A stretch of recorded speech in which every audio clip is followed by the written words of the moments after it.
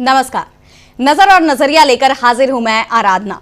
तो जैसा कि आप जानते हैं कि बिहार में चुनाव चल रहा है और चुनाव ही नहीं, चुनाव के लिए तैयारियां भी जोर शोर पर चल रही हैं। सभी राजनीतिक दल मैदान में उतरे हैं, सभी ने अपनी कमर कस ली है और बैठकों का दौर लगातार जारी है। चाहे महागठबंधन की बात करें, चाहे एनडीए गठबंधन की बात करें, सत्तारूढ़ गठबंधन में तो काफी तहलका मचा हुआ है। सभी सहयोगी दलों की नाराजगी अब खुलकर सामने आ रही है। वहीं महागठबंधन में बैठकों का दौर तो जारी है, लेकिन कहीं भी किसी भी सहयोगी दल की नाराजगी ऐसे निकलकर सामने नहीं आई है। महागठबंधन में काफी आराम से बातचीत चल रही है और इस बात का भरोसा जताया जा रहा है कि बहुत जल्दी सीटों के बंटवारे की घोषणा की जा सकती है।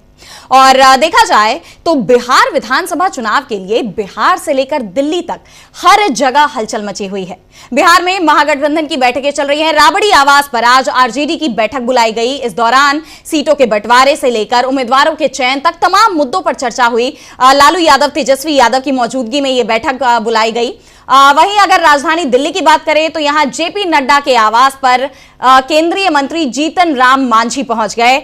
हमको सीटों के बंटवारे को लेकर कोई संतुष्टि नहीं है, बीजेपी पर भरोसा नहीं है। जिस तरह जीतन राम मांझी जब चुनाव की घोषणा भी नहीं हुई थी, उससे पहले से ही जीतन राम मांझी ने अपनी डिमांड साफ रख दी थी और जिस तरह से बीजेपी का रुख देखा गया उनकी मांग को लेकर, यह तय माना जा रहा था कि बीजेपी उनकी मांग को मानने के लिए तैयार नहीं है। और अब जीतन राम मांझी दिल्ली पहुंच गए हैं अपनी मांग को लेकर। चिराग पासवान पहले से ही दिल्ली में थे। चिराग पासवान बीते कुछ दिनों से जिस तरह के तेवर दिखा रहे हैं, वो लगातार अपनी नाराजगी संकेतों में जाहिर कर रहे हैं। उन्होंने साफ कर दिया है कि अगर उनकी मांग नहीं मानी गई तो वो कोई बड़ा फैसला भी ले सकते हैं, वो एनडीए गठबंधन छोड़ने पर विचार भी कर सकते हैं। इस तरह के संकेत चिराग पासवान की तरफ से दिए गए हैं। यहां तक कि उनके केंद्रीय मंत्री पद को लेकर भी चर्चाएं शुरू हो गई हैं कि अगर बीजेपी ने चिराग पासवान की मांग नहीं मानी, उन्हें 40 सीटों की मांग वो कर रहे हैं और 25 ऐसी सीटें जो उनकी अपनी पसंद की हों, अगर उनकी ये मांग मंजूर नहीं की गई तो कहा यह भी जा रहा है कि हो सकता है चिराग पासवान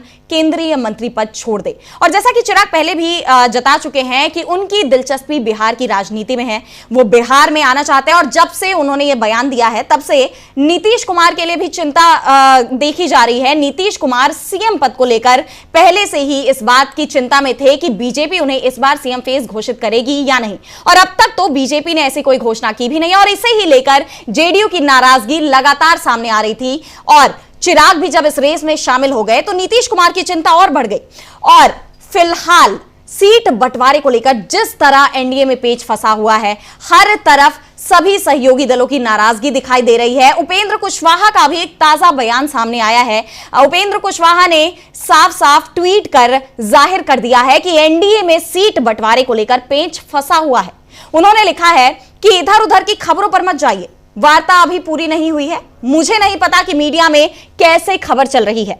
अगर कोई खबर प्लांट कर रहा है तो यह छल है, धोखा है। आप लोग ऐसे ही सजग रहिए। जी हां, बिल्कुल उपेंद्र कुशवाहा ने यह ट्वीट किया है और उनका यह ट्वीट ऐसे वक्त में आया है जब एनडीए में सीटों के बंटवारे को लेकर जो घमासान छिड़ा हुआ है उसकी चर्चा एकदम जोरों पर है और जो नाराजगी है सहयोगी दलों की वो खुलकर सामने दिखाई दे रही है। वहीं नेशनल टेलीविजन की अगर बात करें तो नेशनल टेलीविजन पर इस तरह की खबरें लगातार फ्लैश हो रही हैं कि एनडीए में सीट बंटवारे पर सहमति बन गई। आज की तारीख में घोषणा होने की खबरें चल रही थी कि आज एनडीए में सीट बंटवारे की घोषणा हो सकती है कि बीजेपी के खाते में कितनी सीटें जाएंगी, कितनी सीटें चिराग पासवान को दी जाएंगी, कितनी सीटें नीतीश कुमार को दी जाएंगी और कितनी सीटें उपेंद्र कुशवाहा, जीतन राम मांझी की पार्टी को दी जाएंगी। इसकी घोषणा आज हो जाएगी, लेकिन अब तक ना ये घोषणा हुई है और ना ही ये गुत्थी सुलझी है। यानी जो खबरें आ रही हैं कि एनडीए में सीट बंटवारे पर समन्वय बन गया है, जल्दी ही घोषणा हो जाएगी, खुद उपेंद्र कुशवाहा ने यह बता दिया है कि यह सब धोखा है। वहीं अगर इसे लेकर देखा जाए विपक्षी पार्टियों के रुख को, तो कांग्रेस के प्रदेशाध्यक्ष राजेश राम का इस पर बयान सामने आया है। उनसे जब पूछा गया कि क्यों एनडीए में पेच फंसा हुआ है तो उनका जो जवाब आया है पहले आपको सुनवाते हैं, क्योंकि उनका जवाब बेहद ही चौंकाने वाला था और कई और गंभीर सवाल खड़े हो जाते हैं एनडीए को लेकर, बीजेपी को लेकर उनके इस जवाब से। तो सबसे पहले आपको सुनवाते हैं राजेश राम का यह बयान, फिर आगे हम इस पर चर्चा करेंगे। देखिए, ज्यादा जोगी मठ उजाड़, तो जहाँ ज्यादा जोगी होंगे वहाँ मठ उजरे की संभावना हो जाती है। और ऐसे भी माननीय मुख्यमंत्री जी के पार्टी में बीजेपी का एंट्री हो गई है, तो बीजेपी के जब एंट्री होगी तो वहाँ यदि फैसला बीजेपी लेने लगेगी तो कुछ तो आपस में कन्फ्लिक्ट होगा। इसलिए ना बांटना उनका अधिकार क्षेत्र का है, लेकिन कहीं ना कहीं। तो आपने सुना राजेश राम के बयान को। उनका बयान है कि जब एक दल दूसरे दल में शामिल हो जाए या उसके फैसलों में एंट्री हो जाए उसकी, तो इस तरह की समस्याएं खड़ी होना आम बात है। यानी देखा जाए तो जो आरोप बीजेपी पर लगते रहे हैं कि वो अपने सहयोगियों को कहीं ना कहीं खत्म करने की कोशिश करती है। एनडीए में बीजेपी का सहयोगी जो भी दल बनता है, आगे जाकर उसके अस्तित्व पर ही संकट मंडराने लगता है।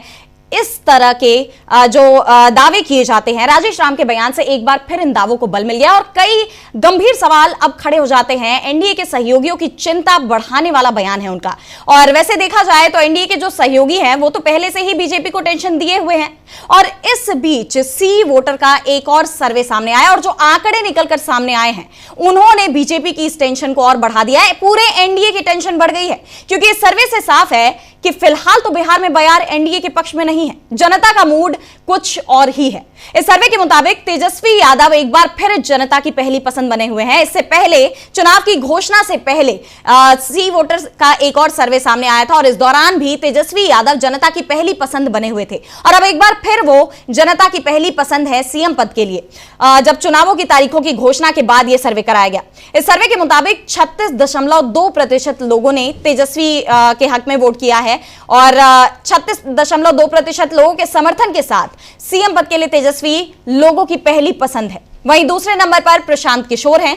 23.2% लोगों ने उन्हें अपनी पहली पसंद बताया है।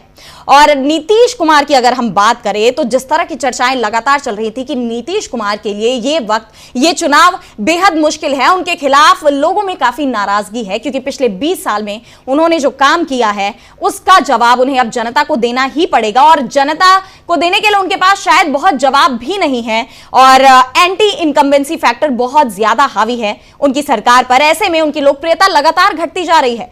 इस बार 15.9% लोगों ने उन्हें समर्थन दिया है, यानी नीतीश कुमार सीएम पद की रेस में तीसरे नंबर पर है। पिछली बार भी वो तीसरे नंबर पर ही पाए गए।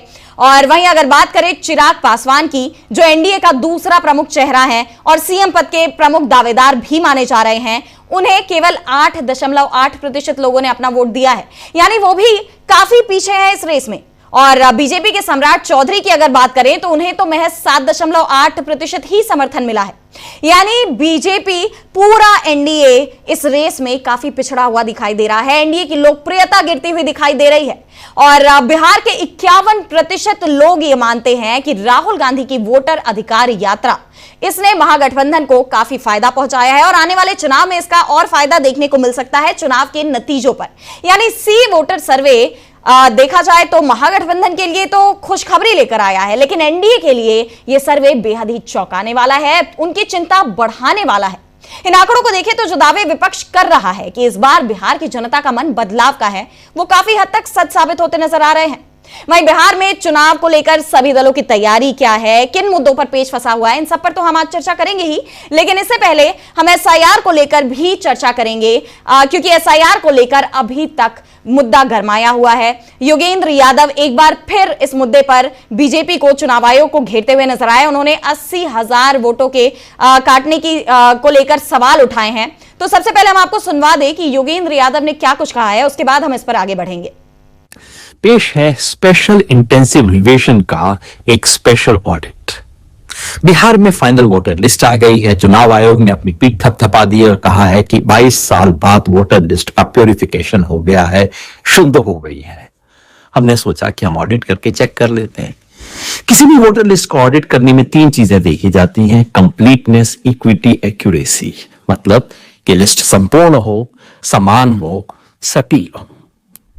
संपूर्ण का मतलब आबादी के हिसाब से जितनी वोटर लिस्ट होनी चाहिए उतनी ही हो।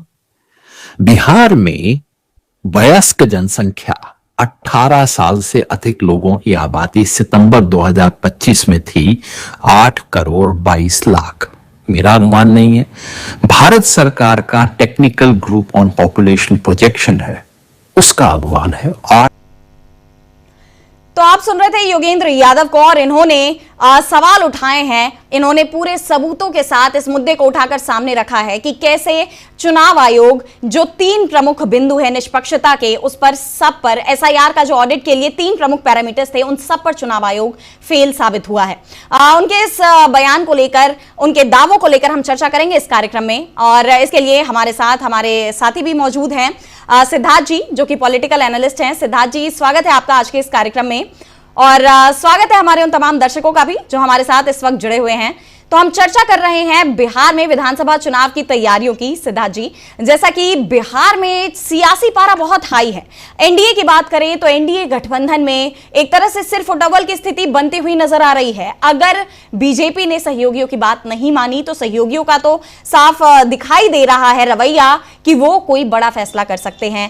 पहले से ही चिराग पासवान दिल्ली में थे, अब जीतन राम मांझी भी दिल्ली पहुंच गए हैं, और उनकी जेपी नड्डा के आवास पर बैठक हुई है जेपी नड्डा के साथ। और आपको क्या लगता है कि क्या ये बैठक सफल साबित हो सकती है? क्या जो लगातार एनडीए में बैठकों का दौर चल रहा है, वैसे तो अभी तक जितनी बैठकें हुई हैं उनका कोई नतीजा निकलकर सामने नहीं आया, लेकिन आपको क्या लगता है कि बीजेपी अपने सहयोगियों को मनाने में कामयाब हो पाएगी? देखिए, भाजपा बिहार में जो चुनाव लड़ रही है वो सहयोगी तो नाम के लिए हैं। ये कुल मिला के सब सहयोगियों को भी, भाजपा के सहयोगियों को भी पता है, एनडीए के गठबंधन के छोटे दलों को भी पता है कि ये चुनाव भाजपा छोटे दलों को निगलने के लिए लड़ रही है। वो सबसे पहले उसने नीतीश कुमार के जो महिला वोटर थे, खास करके गरीब ग्रामीण श्रमजीवी वोटर थे, उनको एसआईआर के माध्यम से निगल लिया। उसके बाद वो कोशिश करेगी कि सीट शेयरिंग में, जब सीटों का बंटवारा हो, उसमें कम से कम सीटें दूसरों को दी जाए ताकि ज्यादा से ज्यादा सीटों पर खुद चुनाव लड़ सके। एनडीए नाम का होगा। बीजेपी की कोशिश है कि ये चुनाव वो अकेले लड़े, नतीजा कुछ भी हो। तो बीजेपी ये चुनाव एक तो बिहार की जनता के खिलाफ लड़ रही है, क्योंकि एसआईआर में वो 22 लाख लोगों का नाम उसने काट दिया। हमें पता है कि 2024 में लोकसभा चुनाव के समय बिहार में 7.25 करोड़ वोटर थे। आज आपके केचुआ ने कहा कि हम शुद्धिकरण करेंगे, पवित्र करेंगे उसको। ये पवित्र करने के बाद वोटर घट के हो गए हैं 7.5 करोड़ से कम। तो एक चीज तो समझ में नहीं आ रही है कि भारत में अगर जनसंख्या बढ़ रही है, भारत की अर्थव्यवस्था बढ़ रही है, तो वोटर घट कैसे रहे? तो पहले दिल्ली में इन्होंने ये किया था फरवरी में, इस बार ये किया है बिहार में। तो इसका मतलब ही है कि एक बड़ी अजीब स्थिति है कि इस देश की जनसंख्या अगर बढ़ रही है तो वोटर घट कैसे रहे? मेरे ख्याल से योगेंद्र यादव जी ने भी अभी अभी आपके शो में यही चीज बताई थी, उन्होंने इसको डाटा से बताया था। मोटा मोटी ये कहने का मतलब यह है कि भारत में अगर जनसंख्या बढ़ रही है तो वोटर घट कैसे सकते हैं, लेकिन यहाँ पर घटा है, वोटर घटा है। तो इसका मतलब है कि भाजपा और केचुआ ये सबसे पहले ये चुनाव बिहार की जनता के खिलाफ लड़ रहे हैं, मतलब गरीब ग्रामीण श्रमजीवी जनता के खिलाफ। दूसरा, अपने खुद सहयोगी दलों के खिलाफ भी लड़ रहे हैं, उनको सीट नहीं देके। और तीसरा, स्वाभाविक है कि टीम इंडिया या महागठबंधन जो भी होगा उसके खिलाफ चुनाव में लड़ा जाएगा। तो भाजपा की ये जो साजिश है, ये जो साम दाम दंड भेद की नीति है, इससे इनके सहयोगी दल परेशान भी हैं। लेकिन दिक्कत ये होती है कि शेर के मुंह में अगर आपने अपना हाथ दे दिया तो निकालना बड़ा मुश्किल होता है। तो मेरे ख्याल से जो इनके सहयोगी दल हैं, ये कोशिश तो बहुत हार्ड बार्गेनिंग की करेंगे, काफी कोशिश करेंगे, लेकिन ये इतने दल छोटे हैं। दूसरी तरफ भाजपा इतना ज्यादा साम दाम दंड भेद लड़ाती है। अभी आपके कार्यक्रम में शुरुआत में किसी ने, एक महागठबंधन की तरफ से किसी पार्टी के प्रवक्ता थे या नेता थे, उन्होंने कहा कि जहां पर बहुत ज्यादा खाना बनाने वाले होते हैं वहां पर खाना बिगड़ जाता है। तो इसका मतलब ये है कि, और उन्होंने ये भी कहा कि बीजेपी नीतीश कुमार के जेडीयू में खुद ही घुस चुकी है। तो इसका मतलब ही ये है कि ये इस चुनाव में भाजपा ज्यादा सीटें लेने की कोशिश करेगी। छोटे छोटे दल काफी कोशिश करेंगे, हार्ड बार्गेनिंग करने की कोशिश करेंगे, ट्विटर पर जाएंगे, स्टेटमेंट देंगे। लेकिन मुझे नहीं लगता है कि भाजपा जब पूरी तरह से, क्योंकि भाजपा जब सामदान दंडभेद का इस्तेमाल करती है तो छोटे छोटे राजनीतिक दल उस दबाव में आ जाते हैं। हमें पता है, इससे पहले भी महाराष्ट्र में भी दबाव में आए थे। हमें पता है कर्नाटक में इन्होंने ऑपरेशन कमल करके पार्टियों को तोड़ा है। तो पार्टी तोड़ने में, लोगों को डराने में, लोगों को धमकाने में, लोगों को खरीदने में, लोगों को प्रलोभन देने में भाजपा कहीं पर भी साम दाम दंडभेद में कमी नहीं करती है, वो कहीं पर कोताही नहीं करती है। इसीलिए मुझे लगता है कि जो सीट बंटवारा होगा इसमें से चाहे वो चिराग पासवान हो, चाहे जेडीयू हो, जितने भी लोग हैं, ये लोग सभी लोग भाजपा के साथ बहुत टाइट और हार्ड बार्गेनिंग तो करेंगे, लेकिन अंत में भाजपा जो देगी उसको ये मान लेंगे। इसके अलावा इनके पास चारा नहीं रहेगा। और इसीलिए लेकिन ये सिर्फ टॉवल तो चलेगी, और ये बिल्कुल स्वाभाविक है कि भाजपा को भी ये पता है कि ये चुनाव वो काफी सारे लोगों के खिलाफ लड़ रही है। मैंने जैसे कहा बिहार की जनता के खिलाफ लड़ रही है, आपने SIR करके बिहार की जनता को दुखी कर दिया है, तो बिहार की जनता के आप खिलाफ भी लड़ रहे हैं। आप अपने सहयोगियों को भी दुखी कर रहे हैं, तो सहयोगियों के खिलाफ भी लड़ रहे हैं। उसके अलावा जब महागठबंधन होगा उसके खिलाफ भी आप चुनाव लड़ेंगे। तो भाजपा को क्योंकि पता है कि ये चुनाव उसके लिए बहुत टेढ़ी खीर है, उसने एक साथ कई लोगों की कई इकाइयों की दुश्मनी मोल ले ली है, इसीलिए हम देख रहे हैं कि चुनाव घोषित हो गए हैं, तारीखें घोषित हो गई हैं। अभी तक तो कैंडिडेट घोषित हो जाने चाहिए थे, और कैंडिडेट को, प्रत्याशियों को, उम्मीदवारों को, लोगों के वोटरों के घर तक जाना चाहिए था। उनके पर्चे बट रहे होते कि मुझे वोट दीजिए, मुझे वोट दीजिए, रैलियां हो रही होती, ऑटो चल रहे होते, अनाउंसमेंट हो रहा होता, हर जगह आपको झंडे दिख रहे होते पार्टियों के, लेकिन ये नहीं दिख रहा है। इसका मतलब ही है कि भाजपा के अंदर, NDA के अंदर काफी अंदर खाने में काफी समस्याएं हैं। लेकिन ये समस्या मेरे ख्याल से भाजपा ने खुद ही जानबूझ के, क्योंकि इसने एक मधुमक्खी के छत्ते में हाथ डाला। SIR नाम की जो पूरी प्रक्रिया है वो मधुमक्खी के छत्ते में हाथ डालने वाली बात है।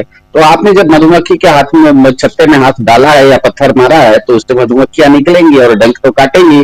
क्योंकि सबसे आश्चर्यजनक बात यह है कि इसने पूरे SIR नाम की जो प्रक्रिया शुरू की, केचुआ ने शुरू करते समय यही कहा था कि हम बिहार के वोटर लिस्ट को पवित्र करेंगे या शुद्ध करेंगे। तो सबसे पहली बात, और ये कहा था कि बहुत सारे इस देश में बांग्लादेशी, रोहिंग्या, घुसपैठिया घुस गए हैं। कल रात में भी हमने देखा, भारत के गृह मंत्री ने भी रात में 1 बजे, पता नहीं क्यों नींद नहीं आई होगी, उन्होंने ट्वीट कर दिया था। बाद में समझ में आया कि ट्वीट में सारी संख्याएं गलत थी, सारा डाटा गलत था, उल्टा वो खुद फंस रहे थे। उनके अनुसार भाजपा के राज में मुसलमानों की संख्या बढ़ रही थी, ऐसा उन्होंने खुद ट्वीट कर दिया। उसके बाद उनको समझ में आया कि ये तो उड़ता तीर ले लिया है, तो रात में 1 बजे ट्वीट भी किया और सुबह 4 बजे वो ट्वीट डिलीट भी कर दिया। तो भाजपा, हमें पता है, केचुआ ने ये तर्क दिया था SIR शुरू करने से पहले कि बिहार में बहुत सारे घुसपैठिए घुस गए हैं वोटर लिस्ट में। तो ठीक है, आपने एक बहुत लंबी चौड़ी प्रक्रिया की, तो खोदा पहाड़ तो निकला क्या? कुल मिला के इन्होंने 315 घुसपैठियों को पकड़ा है, और उस 315 में भी केवल 78 हैं मुसलमान। बाकी जो बहुमत है वो तो हिंदुओं का है, तो हिंदुओं का सबसे ज्यादा वोट काटा। तो आश्चर्य यह है कि भाजपा के राज में इसका मतलब सच में हिंदू खतरे में है। 315 में से 237 लोग तो हिंदुओं का वोट आपने काट दिया। हिंदुओं का वोट काट दिया, इसका मतलब क्या है कि भारत में अगर हिंदू सरकार है, अगर हिंदू खतरे में, आपने हिंदुओं का ही वोट काट दिया, मुसलमानों का कहाँ काटा? आपने कुल मिला के 78 लोगों का काटा। तो मुझे बताइए, 8 करोड़ लोगों को परेशान करके 78 लोगों को आपको अगर निकालना पड़े इसमें से, तो इसका क्या मतलब है? कि इसका मतलब यही है कि आपके इलाके में कहीं किसी थाने में कहीं चोरी हो जाए और कोई जाए कहे कि हमारे यहाँ मेरी पॉकेटमारी हो गई, और थानेदार आए और सारे घर में, उस मोहल्ले के, उस शहर के या उस पुलिस थाने के अंतर्गत जितने भी 400-500 घर आते हैं, सबके घर के लोगों को सबको अरेस्ट करके थाने में बंद कर दे और कहे एक से हम पूछेंगे, उसके बाद उसका नतीजा निकालेंगे, उसके बाद चोर को पकड़ेंगे। तो एक चोर को पकड़ने के लिए आप 199 शरीफ लोगों को तो परेशान नहीं कर सकते ना। पुलिस का काम होता है चोर को पकड़ना, पुलिस का काम शरीफों को परेशान करना नहीं होता है। आज जब चुनाव आयोग खुद कह रहा है कि उन्होंने ये पूरी प्रक्रिया के बाद, उनका दावा, चुनाव आयोग का जो दावा है कि हमने इस पूरी प्रक्रिया, SIR की प्रक्रिया करने के बाद बिहार के वोटर रोल को शुद्ध कर दिया है, तो आपने जो शुद्ध किया उसमें से गंदगी कितनी निकली? तो गंदगी तो निकली आपकी 315, तो मुझे ये, और उसमें से सिर्फ 78 निकले बांग्लादेशी या मुसलमान, रोहिंग्या, ये जो भी घुसपैठियां हैं। तो 78 लोगों को पकड़ने के लिए आपने 8 करोड़ बिहारियों को 6 महीने से परेशान करके रखा है। जिस समय उनकी बाढ़ थी, जिस समय उनको खाना पीने की दिक्कत थी, जब उनको रहना दिक्कत था, उनके मवेशी बह रहे थे, उस समय आप उनको आधार कार्ड और वोटर कार्ड और पासपोर्ट कार्ड लेके BLA और BLO के पास दौड़वा रहे थे। तो लोगों का स्वाभाविक है कि बीजेपी के ऊपर, केचुआ के ऊपर गुस्सा होना स्वाभाविक है, और इसीलिए जो आप सी वोटर का सर्वे बता रहे थे उसमें भी वही परिलक्षित होता है, वही चीज दिख के, वही इमेज, वही छवि बाहर निकल रही है कि देश की जनता और खास करके बिहार की जनता इस पूरे प्रकरण से इतनी परेशान हो चुकी है कि आपने नाहक में इतनी बड़ी परेशानी कर दी। आपको अगर 78 लोग पूरे बिहार में अगर घुसपैठिए थे, रोहिंग्या या बांग्लादेशी मुसलमान, 78 घुसपैठिया पकड़ने के लिए तो आपकी पुलिस ही काफी थी। इसके लिए 8 करोड़ लोगों को परेशान करने की क्या जरूरत थी? बिहार में जो 40-50 हजार पुलिस है उसको लगा देते तो 78 लोगों को पकड़ लेता। आप 78 लोगों को पकड़ने के लिए 8 करोड़ लोगों को आपने क्यों परेशान कर दिया? इसीलिए स्वाभाविक है कि भाजपा इस पूरे मामले में अलोकप्रिय हो गई है। लोगों के अंदर भाजपा के प्रति गुस्सा है। इसीलिए हमें ये पता है कि अभी हाल फिलहाल में भाजपा ने, केंद्र सरकार ने चुनाव घोषित होने से एक दिन पहले कई सारी महिलाओं के खाते में 10-10 हजार रुपए डालने की बात की। लेकिन फिर आश्चर्य ये होता है कि बिहार में 5.5 करोड़ महिलाएं हैं।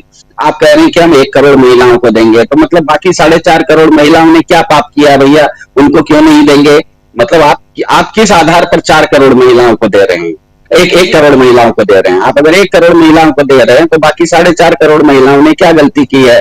तो इस तरह की कई सारी बातें हैं जिसके चलते भाजपा और एनडीए काफी अलोकप्रिय हो गई है। और इस अलोकप्रियता का फायदा स्वाभाविक है कि महागठबंधन उठा रहा है। लेकिन दिक्कत यह है कि महागठबंधन को भी ये ध्यान में रखना है कि ये चुनाव जो है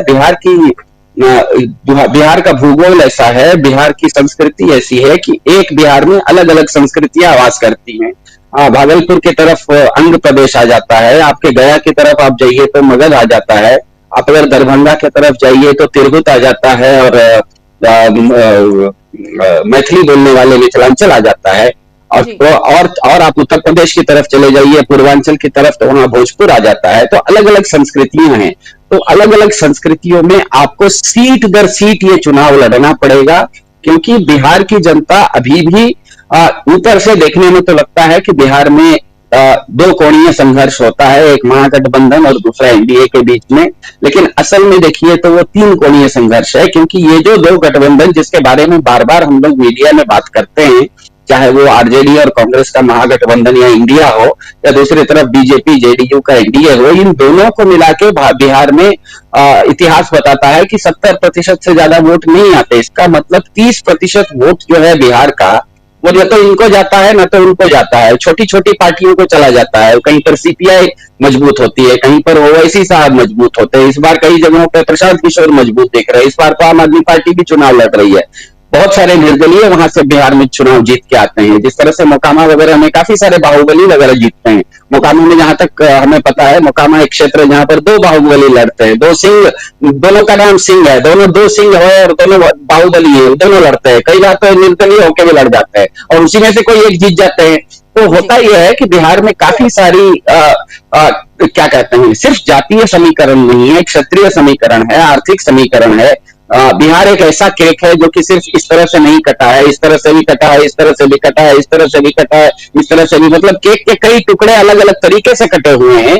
इसीलिए अलग मुझे लगता है कि महागठबंधन काफी गंभीरता से, जिस तरह से एनडीए के अंदर सिर फुटवल है सीटों को लेके, सीट बंटवारे को लेके, महागठबंधन में उस तरह की सिर फुटवल नहीं है। मेरे ख्याल से महागठबंधन इंतजार कर रहा है, क्योंकि ये चुनाव सीट दर सीट होगा, तो वो चाह रहा है कि एनडीए पहले अपनी सीटों की घोषणा करे, तब हम उसके अनुसार किस सीट पर हमारा कौन सा व्यक्ति सबसे जीतने की संभावना बढ़ती है। हो सकता है कि किसी एक सीट पर अभी किसी को लग रहा होगा कि कांग्रेस को चुनाव लड़ना चाहिए, लेकिन वहां पर अगर एनडीए ऐसा कैंडिडेट डालता है कि वहां पर कांग्रेस के बदले सीपीआई के लड़ने से जीतने की संभावना बढ़ती है, तो स्वाभाविक है कि वहां पर सीपीआई को लड़ना चाहिए। ये चुनाव लड़ने के लिए नहीं लड़ा जा रहा है, ये चुनाव जीतने के लिए लड़ा जा रहा है। सीट यहाँ पर किसको कितनी सीटें मिली ये तो चुनाव के दिन खत्म हो जाएगा। जिस दिन चुनाव का नतीजा आएगा उस दिन ये विषय खत्म हो जाएगा कि किसको कितनी सीटें मिली, कौन कितना सीट जीता, ये प्रमुख हो जाएगा। तो इसीलिए मेरे ख्याल से महागठबंधन इस विषय को जानता है, उनके अंदर सर फुटवल कम है।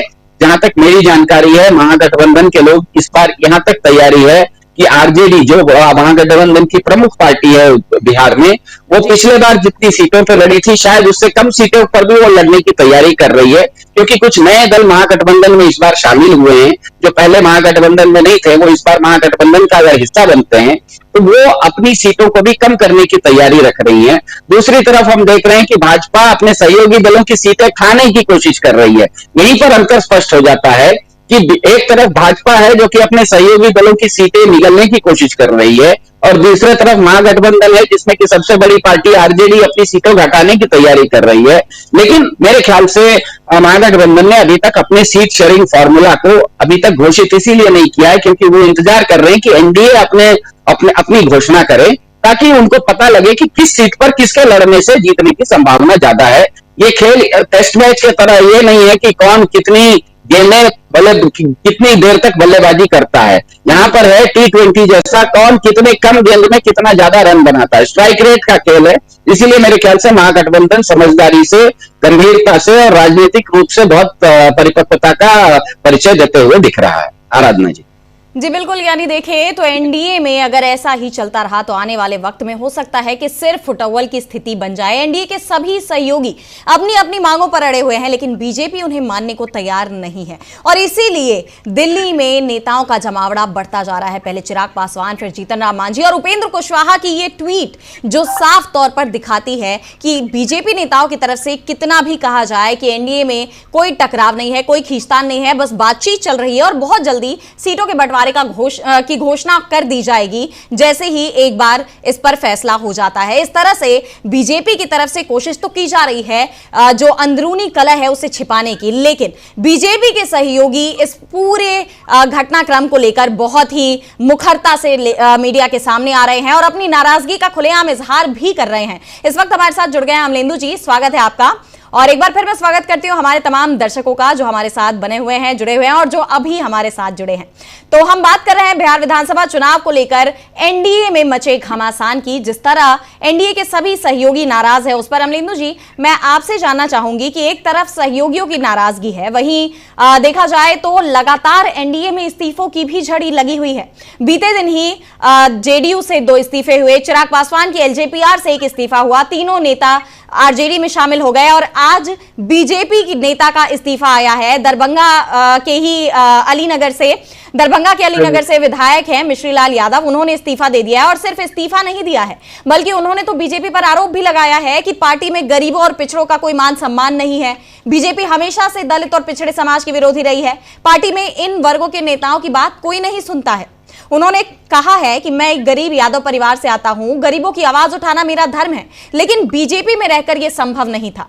उन्होंने जो बातें कही हैं यही आरोप विपक्ष की तरफ से लगातार बीजेपी पर लगाए जा रहे हैं और अब खुद वो नेता जो सालों से बीजेपी में रहा है, बीजेपी से विधायक रहा है, वो भलीभांति जानता है कि बीजेपी की रणनीति क्या है और अगर वो ऐसी बातें कह रहा है तो आपको क्या लगता है कि उनका ये बयान बीजेपी को इस चुनाव में कितना नुकसान पहुंचा सकता है और जिस तरह इस्तीफों की ये झड़ी लगी है उसके पीछे की मुख्य वजह क्या हो सकती है और क्या आने वाले वक्त में लगातार इस तरह के इस्तीफे और आ सकते हैं? आपको क्या लगता है अमलेंदु जी?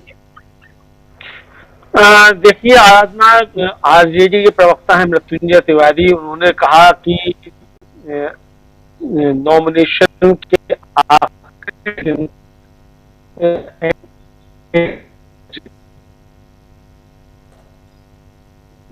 दिखाई पड़ रही है। ये आवाज मेरी शायद कट रही है। हाँ, मैं दोबारा जुड़ने की कोशिश करता हूँ आराधना, क्योंकि मुझे भी लग रहा है कि ये अब शायद आ रही है। जी अब आ रही है। तो हाँ, तो जो मिश्रीलाल यादव ने जो कहा है आराधना, वो उन्होंने देखिए सीधे सीधे कहा कि बीजेपी पिछड़ा विरोधी है और यहाँ सम्मान नहीं मिलता, यानी जो वैचारिक भारतीय जनता पार्टी ही है उसको लेकर अब बीजेपी में जो पिछड़े और दलित नेता हैं उनके अंदर एक बेचैनी बढ़ रही है और ये साफ तौर पर निकलकर सामने आ रही है कि किस तरीके से भारतीय जनता पार्टी की जो मूल वैचारिकी है वो दलितों और पिछड़ों की विरोधी है।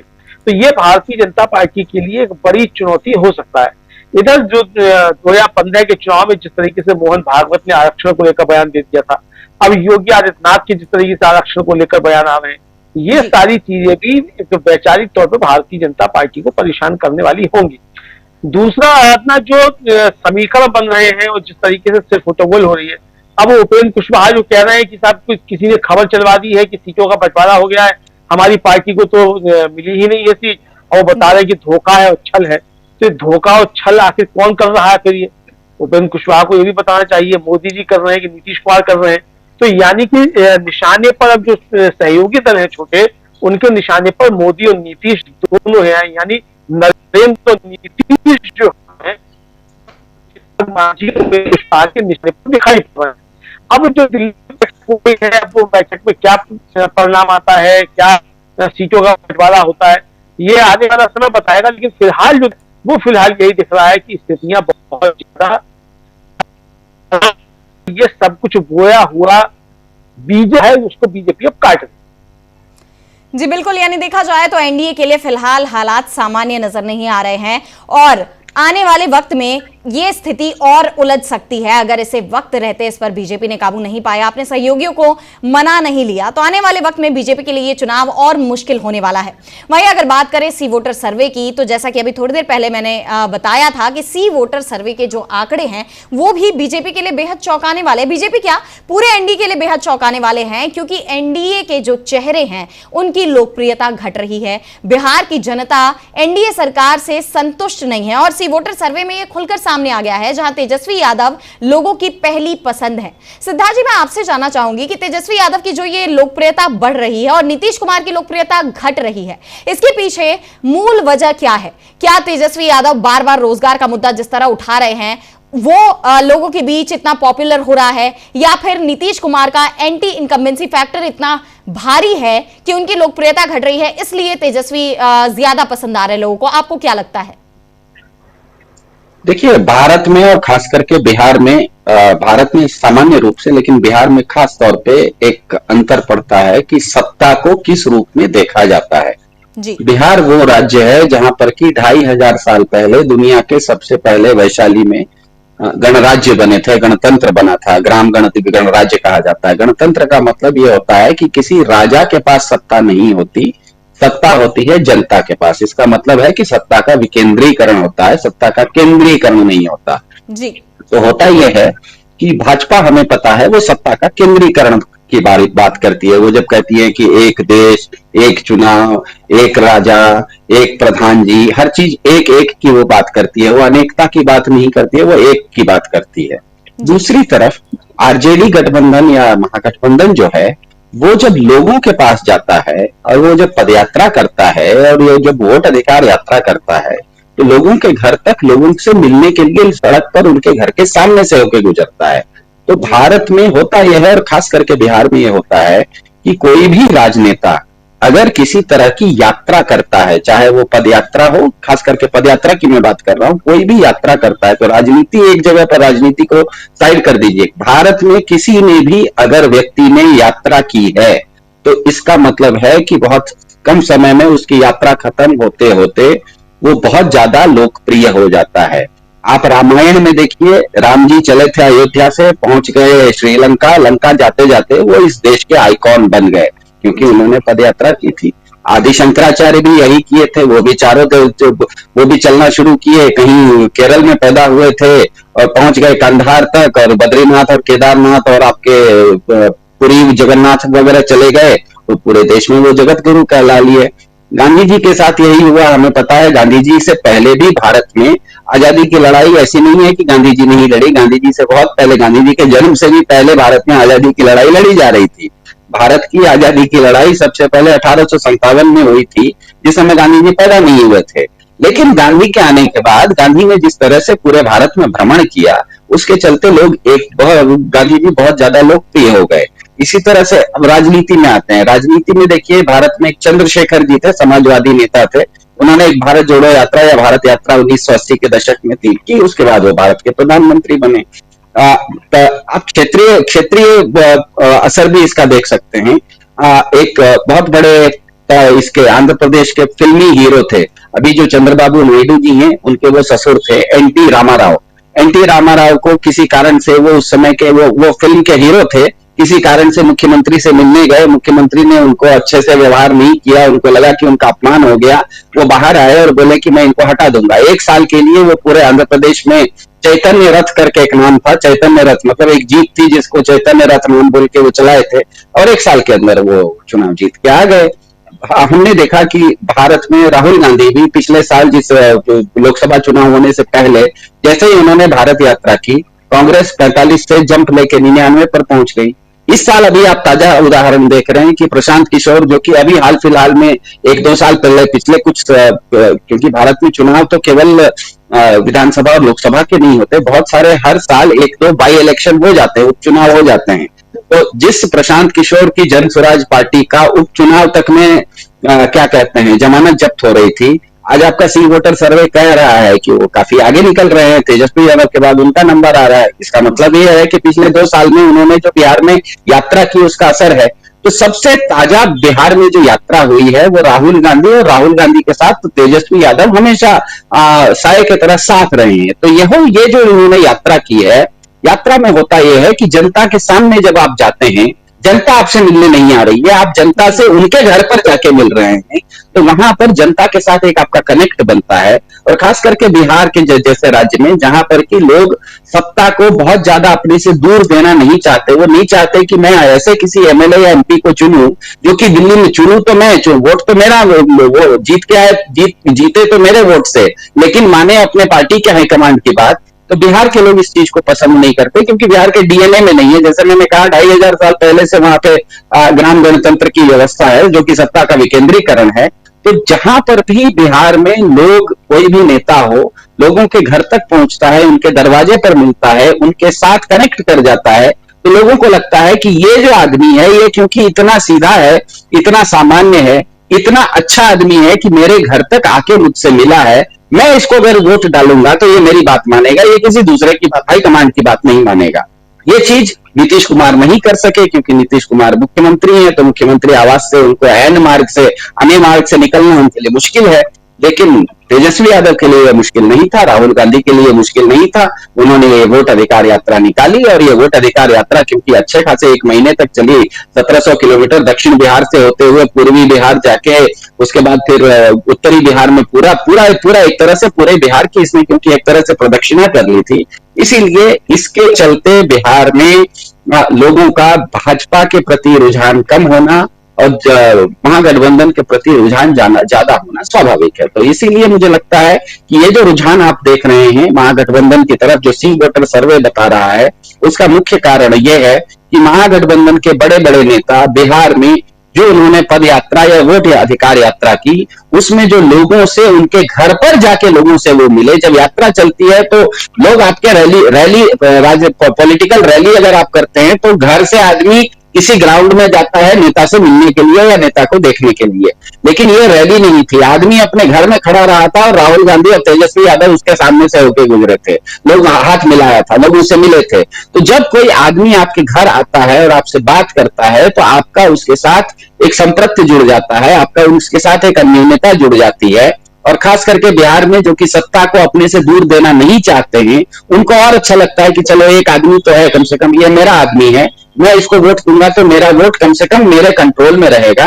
तो मेरे ख्याल से इसी कारण से अभी हम देख रहे हैं सी वोटर के सर्वे में महागठबंधन बढ़त बनाए हुए है, ऐसा जो दिख रहा है। मेरे ख्याल से कारण वही है। ज्यादा इस चीज को अमलेंदु जी अच्छे से समझा लेंगे, मेरे ख्याल से उनका सिग्नल भी ठीक हो गया होगा, ऐसा मैं मानता हूँ। जी बिल्कुल, यानी अगर देखें तो नीतीश कुमार को कहीं ना कहीं लोगों के बीच ना जाना, उनका ये जो कार्यकाल था वो उन पर भारी पड़ सकता है। और उसकी एक झलक दिखाई दे रही है सी वोटर सर्वे में। लोगों में जो नाराजगी है वो इस सर्वे में निकलकर सामने आ गया। अमलेंदु जी, मैं आपसे जानना चाहूंगी, आपको क्या लगता है कि क्या ये नाराजगी सिर्फ इसी वजह से है, या फिर बीजेपी चुनाव आयोग पर जो गंभीर सवाल उठे हैं एसआईआर प्रक्रिया को लेकर, क्या इसका भी उसमें योगदान है कि लोगों का भरोसा उठ गया है एनडीए सरकार से? क्या ये भी जिम्मेदार है इसके लिए जो लोकप्रियता घट रही है एनडीए के चेहरों की? आपको क्या लगता है? देखिए आराधना, निश्चित तौर पर जो एसआईआर हुआ उसका भी एक नुकसान बीजेपी को उठाना पड़ा। और जिस समय एसआईआर चल रहा था उस समय अगर आप बिहार में किसी आम मतदाता से बात कीजिए, आम नागरिक से बात कीजिए, तो वो साफ कहता था ये मोदी जी करा रहे हैं, वो चुनाव आयोग को नहीं जानता जी। वो कह रहा था कि मोदी जी करा रहे हैं। और विपक्ष भी लगातार ये आरोप लगा रहा था कि भारतीय जनता पार्टी के एजेंट के तौर पर चुनाव आयोग काम कर रहा है जी। और पहले तो 2 करोड़ वोट काटे जाने थे, अब 80 लाख के आसपास वोट काट दिए गए। तो 80 लाख के आसपास जब वोट काट दिए गए तो लगभग 10% मतदाताओं के वोट कटे हैं। और 10% मतदाताओं के वोट कटे हैं तो ये एक बड़ा नाराजगी का फैक्टर होगा। अब जिनके वोट कट गए उनकी नाराजगी तो सामने आ नहीं सकती वोट के जरिए, लेकिन जिनके वोट रह गए उनके अंदर तो एक नाराजगी है कि भाई आप, इसका मतलब चुनाव नहीं जीते। मतलब एसआईआर के जरिए ये हुआ कि पहले ही झटके में भारतीय जनता पार्टी और एनडीए ने अपनी हार स्वीकार कर ली, एक तरीके से देखा जाए। क्योंकि ये कहा जाने लगा कि अगर ये जीत रहे होते और इनकी सरकार लौट रही होती तो ये एसआईआर जैसे धक्कम करने की आवश्यकता नहीं थी। अब आप उसके बहाने कुछ भी कहते रहिए कि साहब घुसपैठिए थे कि क्या थे, अब बताया जा रहा है कि 315 साहब घुसपैठिए मिले, विदेशी नागरिक मिले, और 315 में सिर्फ 85 जो है वो बांग्लादेशी है, बाकी नेपाल के हिंदू हैं। तो नेपाल से तो काफी सीमा मिलती है, और नेपाल के अगर हिंदू हैं तो नेपाल के तो यहाँ हमारी नौकरियों में भी होते हैं, फौज में तो बाकायदा गोरखा रेजिमेंट होती है। तो ये जिस तरीके से चीजें हुई, तो ये उल्टा बीजेपी को इसका नुकसान हुआ है। अब वो किस तरीके से चुनाव में आता है वो देखा जाएगा, लेकिन कानून व्यवस्था जो नीतीश कुमार की यूएसपी समझी जाती थी और जिसको लेकर कहा जाता था कि साहब सुशासन बाबू हैं, पिछले साल भर के अंदर बुरी तरीके से कानून व्यवस्था के मोर्चे पर सरकार फेल हुई है। उधर नीतीश कुमार के स्वास्थ्य को लेकर जिस तरीके की बातें की जाती रही, और उनके स्वास्थ्य को लेकर सबसे ज्यादा जो इस तरीके से कहा जाए कि जो सोशल मीडिया पर चर्चाएं थी, वो आरजेडी विपक्ष में तो करेगी, लेकिन भारतीय जनता पार्टी के जो ट्रोल्स थे वो भी इसको काफी ज्यादा आगे बढ़ा रहे थे। और बीजेपी को उसमें लगता यह था कि नीतीश कुमार को अगर इस तरीके से डाउन किया जाएगा कि इनका स्वास्थ्य ठीक नहीं है, तो हम मतदाताओं को भी जाके ये कहेंगे कि अब हमारा मुख्यमंत्री सीधे से बनाओ, क्योंकि नीतीश कुमार मुख्यमंत्री बनने की स्थिति में नहीं है, इनसे राज्य संभल नहीं रहा है। उसका नुकसान भी कुल मिलाकर बीजेपी को ही हो रहा है।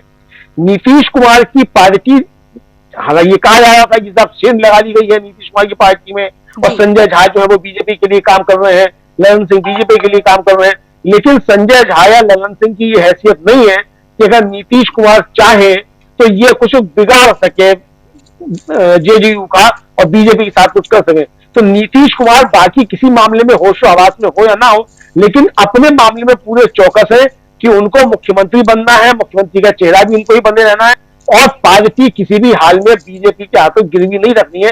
इस मामले में नीतीश कुमार पूरी तरीके से चौकस है। और इसीलिए आराधना, आप देखिए कि गठबंधन को लेकर, सीटों को बंटवारे को लेकर जितनी भी बयानबाजियां आ रही है वो जेडीयू को छोड़कर बीजेपी और उसके अन्य सहयोगियों की तरफ से आ रही है।